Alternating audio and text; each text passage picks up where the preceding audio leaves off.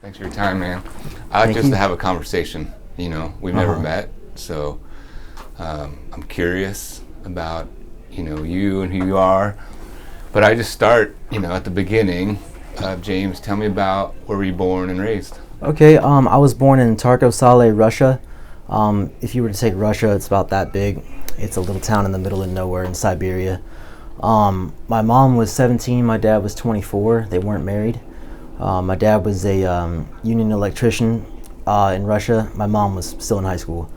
They put me up for adoption at the age of 2 months because she really wanted to keep me but couldn't. At the age of 10 months, I was adopted and brought to the U.S. I was an Army brat. My dad did 30 years in the Army. So I'm kind of thankful that I don't have two lives, two memories of that. My sister was also adopted. We're not blood related.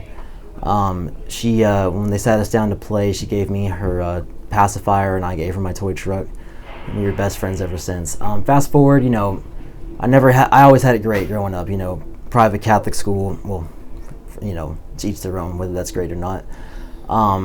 If I needed it, I had it. If I wanted it, sometimes I even had it on pay dad back, mow the lawn or something. So I always had it really good. I was a little bit sheltered. Didn't even realize it till I branched out into the world. But I was pretty innocent too. Like, I had my group of friends. We were kind of the dorky, not total outcasts, but just we weren't part of the mainstream, popular who's who. We just liked going to each other's houses and blowing things up and having a good time.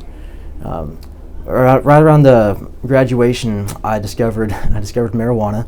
Oh, I'm from Alabama primarily. Yeah, I was going to ask where you were raised. All around the country, but mostly Alabama. So because your dad was in the service, you guys moved around? Yeah, a lot of the Southeast too, the Carolinas. We lived in Kansas for a little bit. But yeah, like I didn't even know that it was so easy to obtain and so cheap, and that many people smoked pot. And it's Alabama, so it's an illegal state.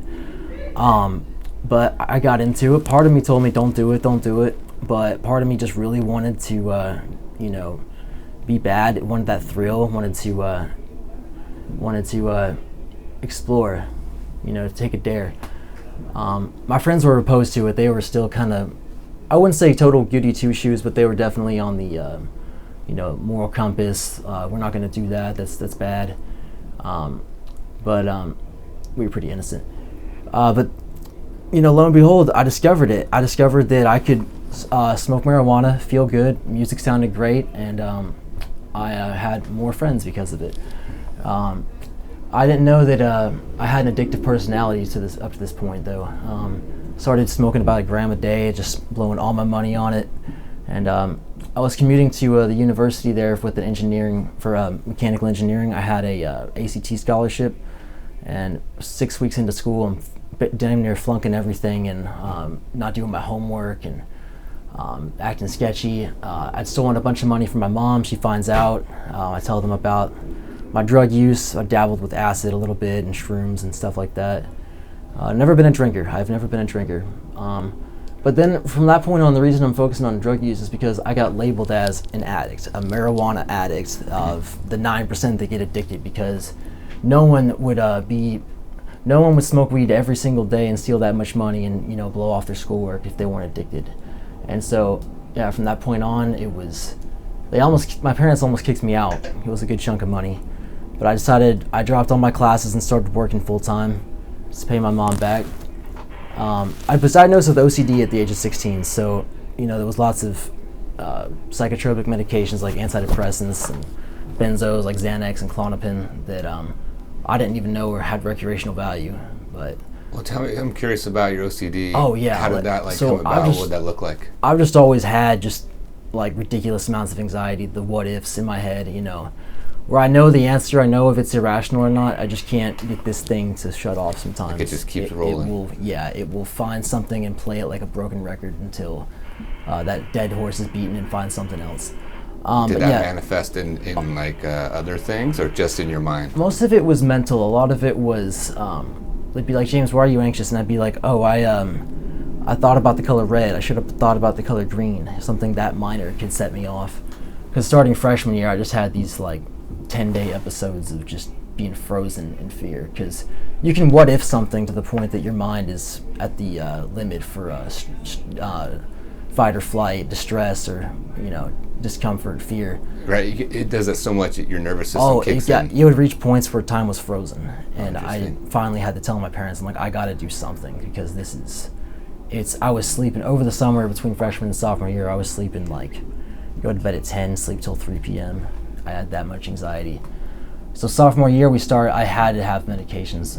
I don't want to go off on too many tangents, but yeah, benzos really hit me, did the trick, and I took them as prescribed. Didn't even know that they had recreational value till later in life.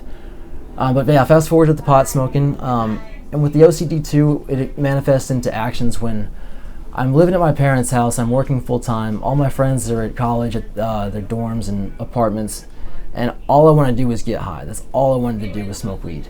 And so I made a plan. I was going to start making my own bank account, saving up money to move into an apartment just to smoke weed. Because in my mind, if I could do that, everything would be awesome. I would be happy. There would be no problems, no worries. I would have nothing to worry about. And it's all I thought about until the day I got my apartment. I was 19. My friends were home from college, and we're just partying it up all night, every night. And so they're having a great time. I'm riding a bicycle, a warehouse job. $8 an hour, Alabama, minimum wage is like $7.25. I just was like, whoa, it hit me. I was like, I'm doing all this, like all on my own, all by myself, all isolated just to smoke pot. Like, is this really worth it? It was right around Christmas time too. If it hadn't been, I might have stuck it out a little longer. But yeah, I started having full-blown panic attacks at work, just breaking down from being up all night, smoking stronger pot than I was used to. I was used to smoking mid, and then I break out this skunky shit. I was like, you can smell it across the room. And one bong rip was all of a sudden like being stuck for hours. But yeah, it's just like psychologically, I felt like I'd abandoned my family, like I'd disowned my family.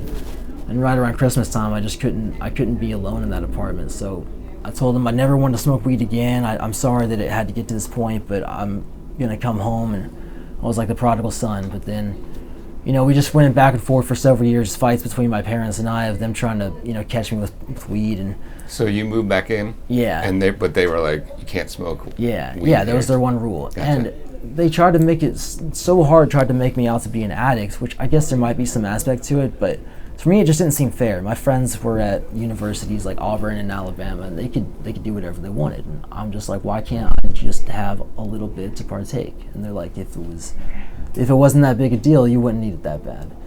But the cost of having it was getting kicked out. So yeah, I'd go through all these phases of getting caught, getting kicked, having my stash taken and thrown away, or getting threats to be kicked out.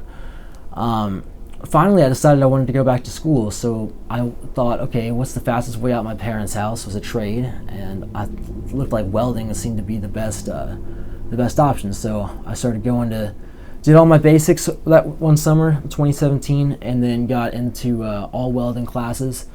I hated it at first. It was just grueling, because I was just, this is just my way out out of my parents' house. It's tolerable enough as a job that I can stand it, but I wasn't making time to make friends or learn different processes and all that. It was grueling. I got back into smoking weed again. My dad was on business trips. It was a lot easier to get away with things, just with my mom being less, a lot more lenient, a lot less, what's the word I'm looking for? Intrusive.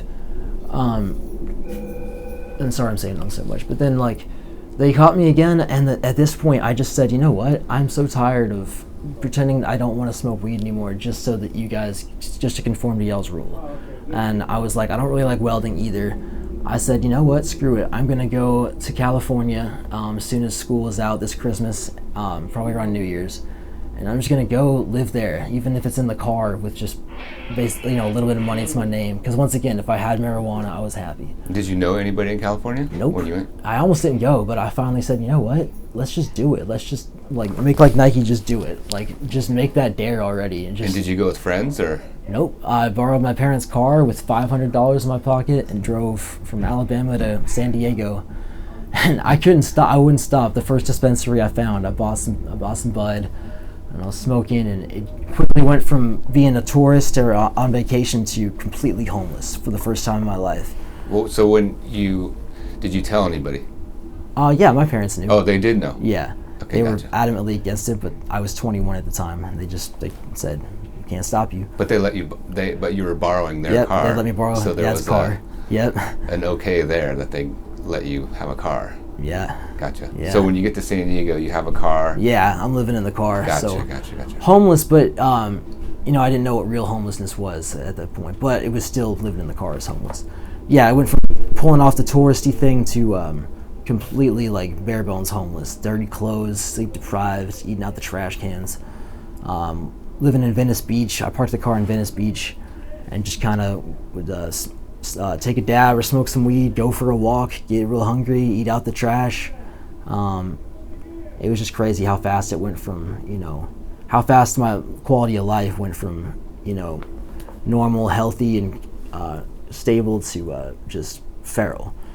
But there were lots of really fun parts. I will say, like, it was probably the most free and exhilarating I've ever felt in my life. Because being sheltered, being a little bit like on a leash at home, it was the first time I really felt like I was out there in the world and could just go and be and had the freedom and the liberty to explore, to do the things I've always wanted to do. It would have been nice with some money, but that's how I am. I'm very spontaneous. Like, I'm very rigid to the point that I break and I'm spontaneous and do something crazy.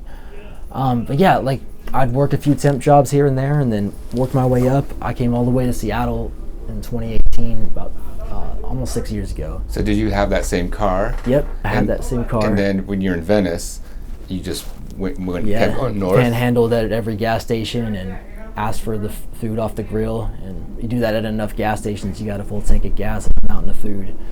But yeah, I made it all the way to Seattle, parked the car. I was so tired of parking it. I was so tired of dealing with speeding tickets or gasoline, this and that. So I wanted to be, completely submerged. I wanted to be completely homeless. So I parked it in a parking garage, left a little mural saying "take it or leave it" with all my stuff, and then met a girl that night, and that was pretty fun. And then got the car back, stayed with the family up in Edmonds for about 10 days until they kind of said, you got to get a job, you got to get out of here. And who is this family from? The girl? No, this was just some random family that I met at Safeway that just asked me, "Hey, do you need a place to stay for a little bit?" And I was like, "Yeah." And so it was, okay, we'll be out at work during the day, so if you could stay out and maybe try to find some work. But other than that, I lived in their basement smoking pot and eating good. But then I wanted the freedom, the spontaneous, the hippie in me, the free bird called me back. So I went back out, living in the car again, just aimlessly. It was fun to have that thrill, that novelty of, anything can happen, that free ride. But then when it got down to it, I'm realizing this was aimless. This had no, stability, no plan for really making it. It was just that thrill, that quick, new city, new place, new me. I could be anybody I wanted to be. But that wears off. Yeah, after a couple months, I kind of went crazy. I had to go to the mental hospital just from a little bit of meth. I tried meth for the first time and got into that a little bit with the whole sleep deprivation and being overamped. I liked it. It was adventuresome. You could stay up for days and just have energy like you've never had. I could lose weight. I've always had, I was obese as a child, so when I got skinny for the first time between 5th and 6th grade, I've always held on to being skinny. I don't like to gain weight at all. I hope I'm not going off on too many tangents, but yeah, long story short, after I got out the mental hospital, my dad came out there, helped me settle in Long Beach. I got housing. Long Beach, Washington, or California? California. Gotcha. All of a sudden, the fun's gone. I'm not just running around in the car. He put the car in storage, had criteria for me to get it back. I was really burnt out because now I'm actually like, oh, I got to get a job. I got to do this and that. And quickly, I became just completely out of my element. I woke up with a panic attack one day, telling my parents, I've got to come home. This isn't what I wanted, actually. This is a lot harder than I thought. I don't know anybody here. I feel totally vulnerable and isolated, and I just felt dead inside. They let me home with a lot of criteria, see a therapist, take medication, couldn't have the car for 6 weeks, had to do a 12-week drug course, which is hard when all you can say is marijuana for the most part, a little bit of meth at the time. I ended up finishing my welding degree, going back out to California, $1,500 this time. I always had a plan of I'm going to work temp jobs that pay by the day, and I'm going to stay in the car, stay in a hotel, or find a campground and work my way from there. But that never happened. I just would ride that till the wheels fell off, knowing that I'd be homeless again, but just enjoying it while I could. $1,500 gone in a week. I'm in Palm Springs, California. Car gets totaled. Doing a lot of meth. I got really heavy into it, and definitely lost a lot of my mental faculties for a while. I was definitely kind of fried. Well, I'm curious, how did the car get totaled? What happened? A friend of mine. I was with a girl and he was borrowing it, and he wrapped it around 2 poles and going 90 miles an hour with no seatbelts. The airbags didn't deploy. He thought that he could drive stick shift with an automatic, but I was just glad he wasn't hurt. He made sure all my stuff was okay, but he was homeless. There was no way he could pay me back for it. Gone. Yeah. And then, I'm so curious, you started doing meth again. Yeah. Tell me that story. How did that happen? Well, I had forgotten. I'd never really been hooked on it, and this was the time where it just clicked. All of a sudden, I wanted it. I wanted it really bad. I had so much frustration, though, because it just would overamp me, and I wanted to have a good time with it. I wanted to fight the sleep deprivation. I wanted to fit in. I dabbled in heroin a little bit. I liked it all right. I thought I was an upper. I just kind of thought that I was an upper at the time, as far as drugs go. I didn't want to be somebody that got dope sick and needed heroin. I wanted to be a meth head. And time goes on, and it's not working out there. So I come back to Alabama, and was gonna go to rehab. That didn't work. I was just kind of running around in the streets again, but I was at home. I didn't like it because drugs weren't as easy to get, and I wanted to go back to California. I stole a car and drove it from Huntsville, Alabama to Memphis, Tennessee. Got pulled over, went to jail. Was really lucky my parents were, as well off as they are, because I got to go to a year-long treatment center that was about $50,000. The judge told me how lucky I was and that he barely does that. But it was my first charge, so after 6 months in the year-long treatment center, I get the charges dropped, and I was, once again, sobriety I was always put in that box of addict. Sobriety is the only way. The reason for all your problems is drugs. That's, the reason I walked away from 12 steps and I don't do treatment anymore, and it works for a lot of people, but for me, every time I was in that setting, all I could think about was how fast I could get on my own and say F off to everybody. And to me, it's just not genuine to adopt a spiritual set of principles, a way of life, 12 steps, recovery, all that, if you're only doing it as a means to an end. A lot of people could. They would just say, do it till you don't need it and then just kind of drift away. I'm genuine. I can't sit there and say I want this lifestyle when in the back of my mind I'm just doing it for the time being. So after, let's see, where were we? We were on... coming back to Alabama, going to jail, You went to a year-long treatment. Yeah. After 6 months, they dropped my charges of car theft, and I relapsed again, smoked some weed, and I got kicked out. I happily got kicked out because I had money saved up, welding job. I'm living at a hotel, bought a moped. I was trying to prove to everybody that I could be a functioning addict. Throw in the meth again, and all of a sudden things just go way downhill, really fast. Went from the hotel, the moped, a little bit of weed after work to nothing in a week. So I come back to Huntsville. I was down in South Alabama at the time. I went back up to Huntsville, Alabama. Got caught up with a couple charges of harassment and possession of marijuana. A little bit embarrassing, but basically this girl's dad didn't like that she was flirting with me. I was flirting with her, and you're a minor in Alabama till you're 19. She was 18. Didn't go anywhere with it, but he was definitely very aggressively let me know that he was not comfortable with that. And I don't know why I was so stupid. I decided to call the cops and try to make him out to be the bad guy and get one over on him. They have one end of the cops were at their house. I'm at the other just end of the street, and there's 2 stories being told. I get charged with, at first they were trying to throw a bunch of stuff at me, but then they said, okay, harassment. Possession of 2 grams of marijuana. And in 2021, I'd been at a sober living for 6 months. I had a job. I was at a graphics design shop. Things were going well. And then I decided, lo and behold, yeah, Delta 8 in Alabama was just legalized, and I relapsed on that, got really high. And Delta 8, what's that? Oh, it's 1 molecule away from Delta 9 THC, so it's technically legal in all 50 states. Gotcha. And I just, like I said, the addictive personality kicks in, and I gotta have it again and again and again until eventually, everyone found out. I got kicked out.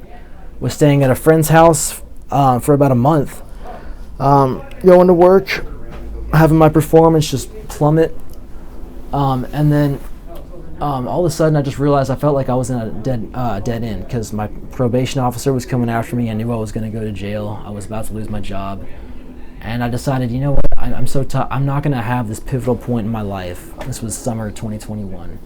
And be, a slave to a probation officer. Just because in my mind I was just paying them money, and they just wanted to try to dock me for chemicals in my urine. So I just didn't think that was righteous. So I came out to Seattle in the June of 2021, and this is where I started dabbling in opiates, blues, fentanyl, heroin. Learned how to shoot up. Was still doing a lot of meth, a lot of heroin, shooting up, all that. I was living in an alleyway right up there in Queen Anne, and at the time I was just, oblivious. I was just like, happy-go-lucky. Life is good as long as I got my drugs and some food I can steal and somewhere to sleep under the doorway. But you were unhoused. Yeah. Gotcha. Sorry this took so long to get to. No, takes as long as it takes. It's totally fine. Yeah. But like, I was in a overhang with a fort in Queen Anne, and I'd walk around just being belligerently annoying and total punk ass. People didn't like me after a while. And then it got cold. I was like, oh, it gets cold up here in Washington. So I moved into the shelters, got moved into housing at the William Booth Center. But once again, they try to put me in that 12 steps. You're going to do recovery. You're going to do this. And I finally just told my case manager, I'm going to be completely honest. I have no interest in this. I shoot heroin 4 times a day. I've got a dishwashing job. I'm happy. I'm successful. She said, okay, but you're not going to have anything in your room.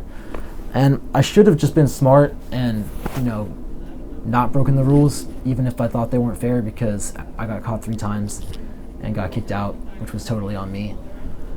So I was on the streets again, trying to work a full-time job, living in a tent under Eastlake, under the freeway, off Aloha. And eventually I just burned out because I just felt so much pressure. Like I had to, be sober while living in a tent, while working full-time with our drug dealer living right next to us. So at this time you were you burned out from working, or burned out from what? Just hopelessness, like depression, gotcha. and working and feeling like I had to prove to my parents that I could stop doing drugs and get myself out of homelessness, because they wouldn't come visit me. It'd been a year since I'd seen them, and they told me they wouldn't visit if I wasn't sober and housed and employed. But every day I just couldn't help it. I'd get dope sick, and you're living in a tent. What are you gonna do? You're gonna get high. So that's what I did. And eventually I lost all hope. I'd start calling into work. I lost my job, and I went back to the temp agency working, pick the days I work, but I was burnt out, totally hopeless and burnt out. And then I decided I'll go back to rehab just to save myself, just for somewhere safe to be. And then I get in and I go to the Riverton Union Gospel Mission, and I get kicked out within a week because it was just burning a hole in my wallet. I had $20. I had to go get high. Got kicked out, was homeless for right about this time, around Christmas time. Once again, just all the stress of being homeless and being stuck with just people that were really hard on me and kind of toxic. New Year's comes around, I go back to treatment, I get out, I'm in an Oxford house around March of this year, and around April I got kicked out again. I just couldn't put the drugs down. I knew I'd get in trouble, but I couldn't be told no. There had to be a way I could get away with it. And I was just so tired of like that whole, like I said, when I got to the Oxford house, the whole idea was as fast as I can move out of here. I want out of here as fast as I can. As soon as you got in, you're planning already. Because I just got tired of when recovery and 12 steps and staying sober becomes a full-time job for something that to me is a single action. Well, to me, you're just thinking about it more. You're just manifesting it more. You're giving yourself more opportunities for failure. That's just my opinion. Well, I'm curious, James, what's it like for you when you're sober? What's your emotional, mental state? It's very stable, very innocent, very worthy. All because everybody that's important to me, like my family and good friends, they're all telling me I'm doing well, and it's because you're sober, this and that. It's, validation from others and that feeling of worthiness from others. So that's what they think, right? Yeah. What is it like for you inside? Like, inside, I'm just thinking about it all the time. I'm just thinking I just think it's silly that I would always be so resentful because people had free housing, they had the tiny homes, they had the apartments, they had this and that. But I didn't want to spend time trying to get that with an indefinite timeline, because it takes weeks, or it could take months, it could take years. I thought, treatment's the fastest way. I'm going to die out here if I don't do something. But I will always be so resentful because I'm like, all I wanted was housing. That's the only reason I went to treatment. That's the only reason I'm doing this. And I'd hear about people that got tiny homes within a week of being homeless. I was so jealous. I was just like, how? What did you do? How do you do it? But yeah, after getting kicked out again, this time I just said, you know what? I once again threw my hands up and said, I'm not doing recovery. I don't care if it means my family can't visit me. I just can't keep, dragging myself through the mud, or just, wearing myself out, killing myself just to make other people happy, just to avoid that guilt. That's what I'm saying. When I'm sober, life is stable, but when all your stability, success, and well-being is based on whether or not you put a drug in your body, I just think it's putting all your eggs in one basket. And to me, recovery should be a place where like you are allowed to relapse. They don't encourage it. There's no repercussions, but what I've seen in the recovery world is we relapse once, it's over. That's just the end of the world. You're kicked out, you have 15 minutes, and you're homeless. Right. And now everybody's telling you you're homeless because of drugs. And I'm like, it's kind of the consequences that are a little bit much, but whatever. But you can't deny that, like, you're back on the streets again, been brought down to nothing. You're gonna do more drugs. You're not gonna be, I'll be damned if I don't get high after I just lost everything. To cope with that, because it probably feels good. Yeah, and I got so tired of that whole mindset of it's all about the dope. That's the only reason why everything is like it is, and then I manifest that and I hold on to that identity. Yeah, it's very black and white. Like it's either this or this. Yeah. And my experience is not yours, but what I think kind of is, or what I've realized and where I'm at is the world is not black and white. There's a lot of gray in there. Right. And that it could be a mixture of things, of like maybe drug use is a part of, well, I look at drug use as, again, a lot of unhoused people do drugs. Right. I could care less, but I'm like, oh, that's because like it's the only thing that they're surviving on the streets. It's like one of the only reliefs they get. And it's just like, whatever. Like, it's almost understandable to me. Yeah. Of like, oh yeah, of course you do. Yeah, part of it is like, it's like, what am I going to do? Go to the library and read a book, or am I going to do dope? I'm homeless. Of course I'm going to get high.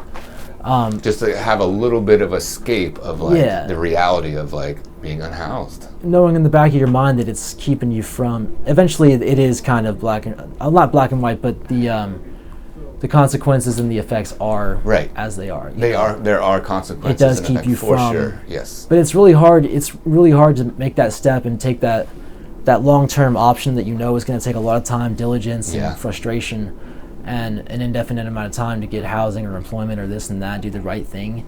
It's really hard to start on that path and just start on that big, daunting task on just one random day when it's like, well, no, I think I'm just going to go get high. I'm going to figure out a way to get high just for today. There's always that thing in the back of your mind. I'll get to it next week. I'll get to it tomorrow. But today I'm enjoying myself getting high. Right. It seems like that's a easier choice than like this really hard, like big, like you said, this massive like recovery stop. It's like there's so much work to it. And yeah, it's like I can understand how it's like, that seems really hard. Well, I'm just gonna do this. Yeah, when you're in fight and flight too, you go for the immediate reward. Your mind is very much in that primitive brain of that's right, that primal brain, right? Yeah, totally. And in the back of your mind, you'll know what you're doing to yourself. You'll know that that months down the road it's gonna be the same thing. If you don't start now, it's just that much pressure, It almost justifies your pain in a way. It's almost like a kick me sign, like, oh, I'm homeless and I'm a drug addict, so that makes it justifiable. It's kind of like a punk out, like a cop out, It's just kind of it's hard to be put in that place of being homeless and not have some kind of guilty pleasure with it. But when I got moved here into the bridge, it was just so relieving. When the first thing they told me was it's harm reduction, I about happy cried sitting here, because I was like, okay, it doesn't mean I'm encouraged to just waste away and get high, but it means that for the once in my life, I won't have my safety, my stability, my well-being, my sanity, Like the main thing is just safety too, of a roof over my head. I won't be put back onto the streets and thrown out into the cold just because I got high. I won't be punished for putting something in my body. Granted, there's the health consequences, the social all that, but it's between my doctor and I won't. It's a place where I can, I won't be judged. We'll make sure that we implement safety and harm reduction. If I want to quit, more power to me, but I won't be, ridiculed and made that guilt trip. I think it's so unhealthy to associate that much guilt with what you put in your body, because it's something that's already potentially dangerous, potentially harmful. And when you throw in that much guilt, people have the tendency to say, oh, I'm just a drug addict, I might as well not be safe, I might as well use this much, I might as well not take care of myself, I'm worthless, this and that, with potentially deadly, dangerous substances. So I just wish that there was some way that, and I think that society is working very hard, taking a lot of strides towards this new idea of drug use as a public health issue, not a criminal issue, because there's just too many people in prison for putting the wrong chemical in their body that I just think wasn't, the government's prerogative to, wasn't their say. But we just have so many problems. I don't know if it's in the U.S. alone or just elsewhere in the world, where drugs are made out to be, the common denominator, where we're addicts and we do nothing but drugs, so woe is me. And honestly, since I've got here, I've had more motivation to quit naturally, quit in a healthy way. I've had days where I just went without and I was okay. Taking steps towards employment and permanent housing, this and that, service work. Because when I'm allowed to do it, and I know that, like I said, I won't have my whole life taken away from me, it's almost less tempting. It's like something I don't have to fight for or hold on to. It's almost like, now what? What else can I do with life? I will say too, like when I got here, it was so relieving, so happy. It's harm reduction. I have housing. I had a roof over my head. I could relax. I could take a deep breath. I knew that I was safe every day. I wasn't, because when I was out there, not a single day would I smile or laugh or feel good, because I would always knew in the back of my mind just how vulnerable and how far off I was from where I wanted to be as far as success, living to my fullest potential. But since I've gotten here, I've been hit with a few more like brick walls, because there's 5 of us in a dorm, so everyone sleeps at different times. It's loud. Everyone's in and out. It's you don't want to argue for your limitations, but it's been really hard to take a step forward and really take that. It should be simple. Just go get a job and start working full time. But then it's like, well, hold on. What do we do? Like, where do we work? That OCD kicks in, where it's got to be the perfect opportunity or none at all. Lately, I've just been trying to get my sleep schedule back. I stayed up all night just to try to get the sleep cycle, because I've been going to bed at 5, sleeping until 3. Like going to bed at 5 a.m. Yeah. and sleep until 3 p.m. Won't fall asleep till 5. Yeah. So I'm trying to get on a consistent sleep cycle. Trying to, I know at the end of the day, even if I didn't do anything, I have 3 meals a day and a roof over my head.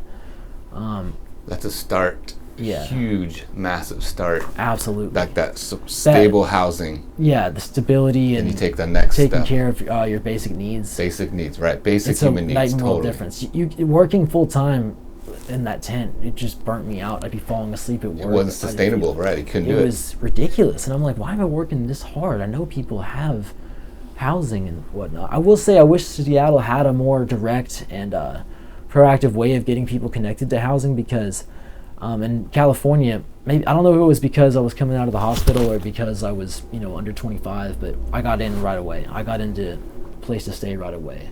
They paid the first 2 months. It seems like here there's all these vacant apartments, all these units, tiny homes, and there's all these people. Maybe it's a lack of communication. They can't contact somebody because they don't have a phone. Maybe it's they stop showing interest or something. But it seems like there's so much red tape and there's so much indirect, like there's a vacant apartment and there's a person who needs it. There's no reason why that person shouldn't be in that apartment. But it's always like one little mishap, like the paperwork didn't get delivered, or they weren't there on time, or they weren't able to answer, or there's a waiting list for this, or I don't know. It just seems like it's very indirect and very lucrative, very elusive. Yeah, I think it's a really complex and it's really messy, and it's just like there's so many unhoused people. There's just not enough resources. I don't know. Yeah. But I just know, like you said, you're living it. Yeah. And like recognizing like this could be so simple. Like what's going on here? Like, right. Well, like I said too, there's such an indefinite time frame, because they would always tell me it's just a waiting game. And I would feel like, can I be proactive? I feel like I'd be more than able to go do some research on my own and find a vacant apartment or find housing with units available and just get the referral, but they wouldn't let me do it. They always said it's a waiting game. So I was just always frustrated. I was like, I can't just rely on something that could take an indefinite amount of time. Meanwhile, I'm dying on, not dying, but just felt that anything could happen on the streets. So I just the only frustration was that I basically had to get swept. I had to deliberately get swept in Ballard, live on the sidewalk in front of Office Depot in Ballard to get swept and get housing here.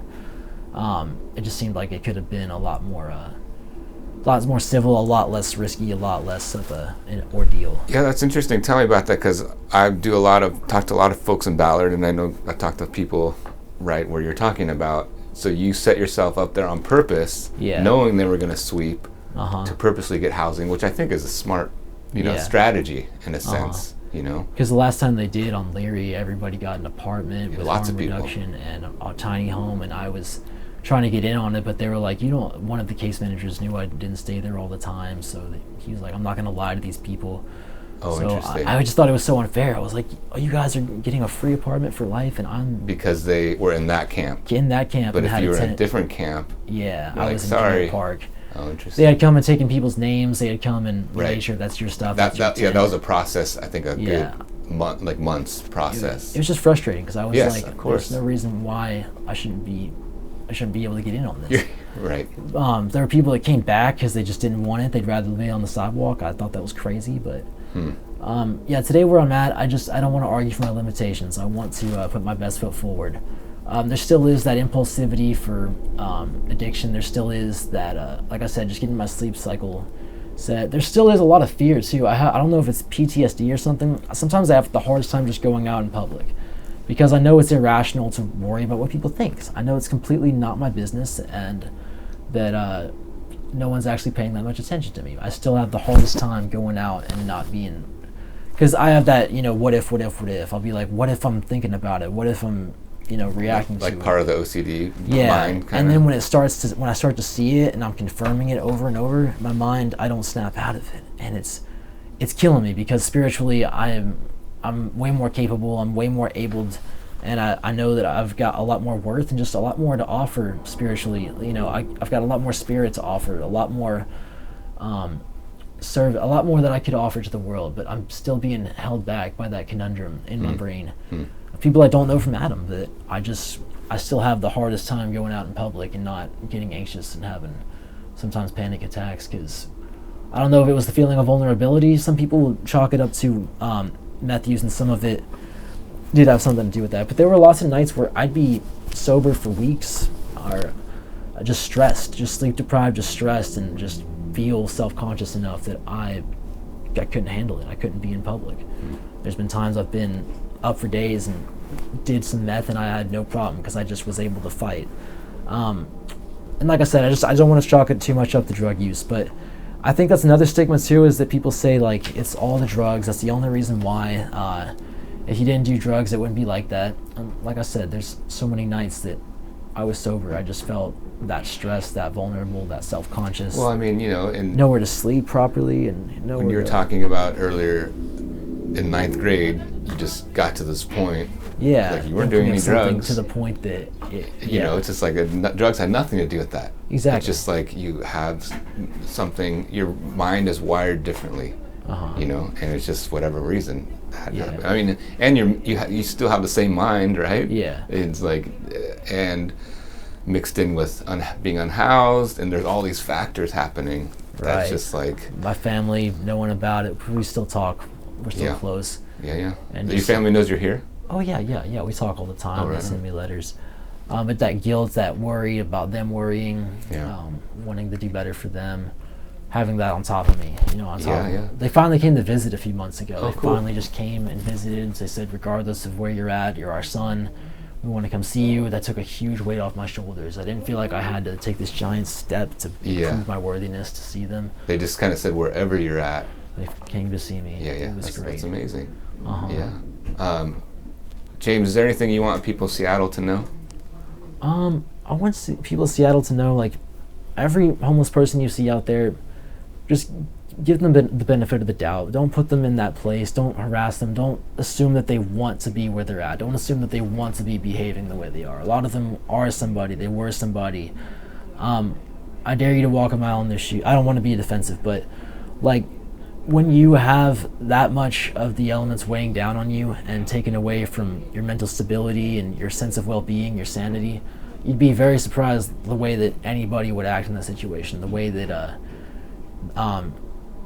the toll that it takes on you. Just remember, none of them want to be where they are or want to be behaving where they are. So if you see them having a hard time, either let them be, or take the time. I would say take the time too to homeless people aren't feral creatures. We can speak, we can talk, we can communicate.